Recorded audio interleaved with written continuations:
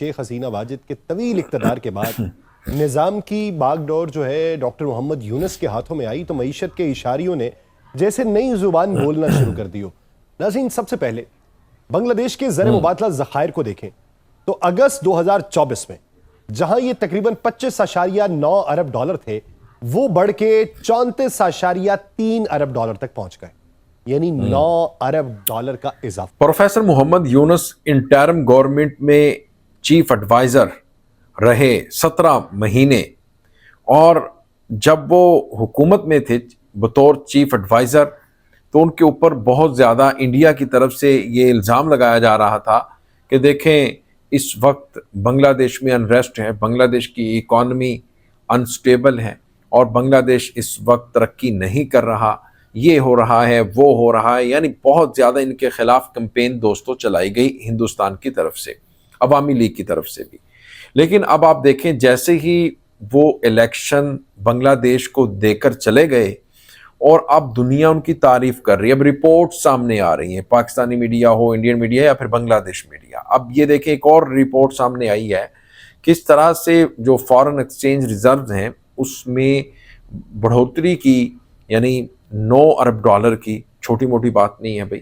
جب آپ کے اوپر یعنی آپ کا باہر اوورسیز جو بنگلہ دیشی آپ کے اوپر زیادہ اعتماد ٹرسٹ کرتے ہیں تو پھر ہی جا کر یہ سب کچھ ہوتا ہے۔ السلام علیکم دوستوں، میں ہوں احسان خان اور آپ دیکھ رہے ہیں YouTube channel Ehsan reaction with Ehsan. دوستوں، پاکستانی میڈیا کی بہت ہی انٹرسٹنگ رپورٹ ہے پروفیسر محمد یونس کے اوپر۔ یہ وہی پروفیسر محمد یونس ہیں جو نوبل پرائز ونر ہیں، جس کے بارے میں جو ہندوستان ہے آئے روز کوئی نہ کوئی، وہ کہتے ہیں نا کہ ان کے خلاف مطلب پروپیگنڈا جال بنتا رہا ہے ہندوستان۔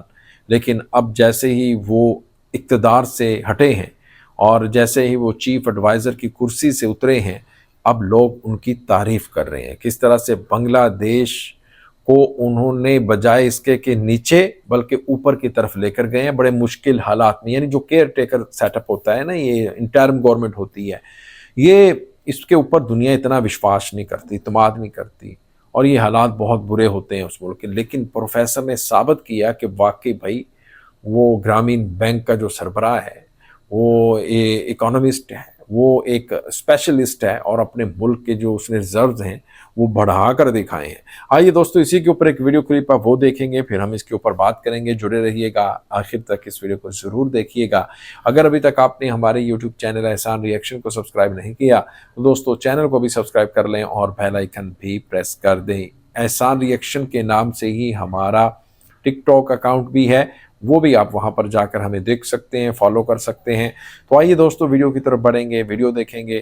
3 2 1 اینڈ۔ اقتدار کے ایوانوں میں تبدیلی کبھی صرف چہروں کی تبدیلی نہیں ہوتی، بلکہ یہ پالیسیز، ترجیحات اور ریاستی مزاج کے بدلنے کی علامت ہوتی ہے۔ اور بنگلہ دیش میں بھی وہی منظر دیکھنے کو ملا کہ جب شیخ حسینہ واجد کے طویل اقتدار کے بعد نظام کی باغ ڈور جو ہے ڈاکٹر محمد یونس کے ہاتھوں میں آئی تو معیشت کے اشاریوں نے جیسے نئی زبان بولنا شروع کر دی ہو۔ جہاں پہلے گرتے ذخائر تھے، بڑھتا قرض تھا، غیر یقینی کی فضا غالب تھی، وہاں اب استحکام، احتساب اور بحالی کی باتیں ہونے لگیں۔ اور یہی وہ موڑ ہے جس نے ماہرین کو مجبور کیا ہے کہ وہ رک کے دیکھیں کہ آخر یہ تبدیلی محض وقتی انتظامی رد و بدل ہے یا واقعی معاشی سمت بدلنے والی پیش رفت ہے، کہ جب کسی ملک کی معیشت بدلتی ہے تو اصل انقلاب شور سے نہیں بلکہ اعداد و شمار کی خاموش زبان سے ظاہر ہوتا ہے۔ اور پچھلے 18 مہینوں میں ڈاکٹر محمد یونس کی قیادت میں بنگلہ دیش کی معاشی کہانی بھی کچھ ایسی ہی خاموش مگر گہری تبدیلیوں سے گزری ہے، جنہیں اگر ترتیب سے سمجھا جائے تو اندازہ ہوتا ہے کہ یہ محض نمبروں کا فرق نہیں بلکہ معاشی سمت کا بدل جانا ہے۔ آپ سب پر سلامتی ہوں، میں یاسر رشید ہوں اور آپ دیکھ رہے ہیں سونو نیوز۔ ناظرین، سب سے پہلے بنگلہ دیش کے زر مبادلہ ذخائر کو دیکھیں تو اگست 2024 میں جہاں یہ تقریباً 25.9 ارب ڈالر تھے، وہ بڑھ کے 34.3 ارب ڈالر تک پہنچ گئے، یعنی 9 ارب ڈالر کا اضافہ۔ اور کسی بھی معیشت میں فارن ریزرو کا بڑھنا ایسا ہی ہوتا ہے جیسے کسی گھر میں ہنگامی حالات کے لیے بچت بڑھ جائے، کیونکہ یہی ذخائر درآمدات، کرنسی استحکام اور بیرونی ادائیگیوں کا سہارا بنتے ہیں۔ اس لیے اس اضافے کو ماہرین معاشی تحفظ کی مضبوط دیوار قرار دیتے ہیں۔ ادائیگیوں کے توازن یعنی BOP کی صورتحال 2024 میں منفی 4.3 ارب ڈالر تھی، جو اب مثبت 0.75 ارب ڈالر ہو چکی ہے۔ یہ تبدیلی محض تکنیکی اصطلاح نہیں ہے، بلکہ اس کا مطلب یہ ہے کہ ملک اب بیرونی دنیا کو اتنا ہی ادا نہیں کر رہا جتنا پہلے کرتا تھا، بلکہ آمدنی اور ادائیگی کے درمیان خلا کم ہو چکا ہے، جو کسی بھی حکومت کے لیے ایک بڑا معاشی سنگ میل سمجھا جاتا ہے۔ پھر بات کرتے ہیں کرنسی ریٹ کی، اس میں معمولی کمی ضرور آئی ہے۔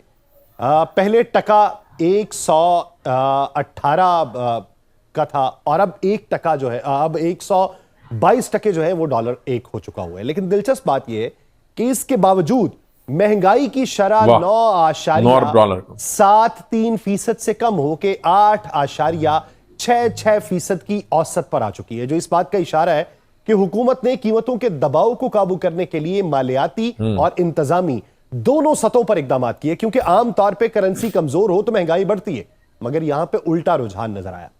سٹاک مارکیٹ کی بات کریں تو ڈھاکہ سٹاک ایکسچینج کا مرکزی انڈیکس DSEX 5.229 سے بڑھ کے 5.570 ہو چکا، جو سرمایہ کاروں کے اعتماد کی علامت سمجھا جاتا ہے، کیونکہ سرمایہ کار ہمیشہ اس ملک کی مارکیٹ میں سرمایہ لگاتے ہیں جہاں انہیں مستقبل محفوظ نظر آئے۔ اس لیے یہ اضافہ دراصل معاشی اعتماد کا ووٹ ہوتا ہے۔ حکومتی قرضوں کی اگر بات کریں، اس میں اضافہ ہوا، اور یہ 18.9 لاکھ کروڑ ٹکا سے بڑھ کے 21.49 لاکھ کروڑ ٹکا تک پہنچ چکے ہیں۔ مگر وہاں پر ماہرین ایک اہم فرق واضح کرتے ہیں کہ قرض بڑھنا ہمیشہ منفی نہیں ہوتا۔ اصل سوال یہ ہوتا ہے کہ قرض کہاں خرچ ہوا۔ اگر وہ انفراسٹرکچر، صنعت یا ترقیاتی منصوبوں میں لگا ہو تو وہ مستقبل میں آمدنی پیدا کرتا ہے، اور اگر صرف اخراجات پورے کرنے میں لگا ہو تو بوجھ بن جاتا ہے۔ اس لیے قرض کے ساتھ ساتھ اس کے استعمال کا تجزیہ ضروری ہوتا ہے۔ GDP گروتھ ریٹ جو ہے وہ 3.91% سے بڑھ کے 4.50% تک پہنچ گئی ہے، اور جو اس بات کی نشاندہی ہے کہ معیشت کی رفتار سست روی سے نکل کے دوبارہ تیزی کی طرف۔ تو دوستو، آپ نے ویڈیو دیکھی ہے پروفیسر محمد یونس کا میجک، میں تو اس کو میجک کہوں گا نا، کس طرح سے ان کا جو جادو ہے وہ فارن ایکسچینج ریزروز میں زر مبادلہ کے جو ذخائر ہیں اس میں اس کا اضافہ کر انہوں نے 9 ارب ڈالر کا دکھایا ہے، دنیا کو بتایا ہے۔